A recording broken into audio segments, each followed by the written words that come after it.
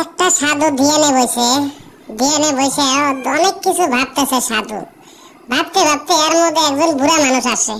বুড়াটার অবস্থা খুবই খারাপ, বেটা নাই, একটা বেটি আর বউ। কোন রকম সংসার চলে চলে চলে না, একদিন খাইলে দুদিন না খায়া থাকে। এর মধ্যে সাধুর ধ্যান ভেঙে যায়। সাধুর ধ্যান ভেঙে যাওয়ার পরে দেখে সামনে একজন বুড়া বৃদ্ধ মানুষ বসে খাড়া রয়েছে। তো সাধু জিজ্ঞাসা করে, এই বাবা তোমার কি হয়েছে? বুড়া বেটা কয়, আমার অবস্থা খুব খারাপ, আমার বেটা নাই, একটা মাত্র বেটি, আমার সংসার চলে চলে না, আমি যে এখন কি করবো আমি কিছু কবার পাইতেছি না।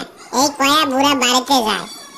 বাড়িতে যায় দেখে বেটি বউ দুইজনে বসে আছে, বসে রয়েছে। এর মধ্যে বুড়া আসে। বুড়া আইসা ঘরে খাড়া হয়ে বুড়া অসুস্থ হয়ে পড়ে। তখন বেটি কয়, বাবা তোমার কি হয়েছে? তুমি তো কথা কও না। বুড়ার বউ কয়, তোমার কি হইলো? তুমি তো কিছু কইতাছ না।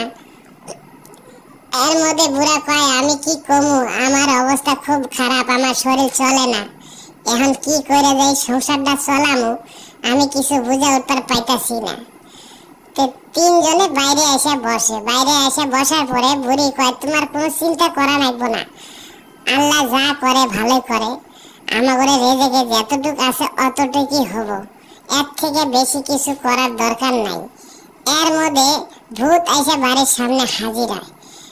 তিনজনে ভূত দেখে অস্থির হয়ে যায়, এই ভূত আবার কোন জায়গায় থেকে আইলো?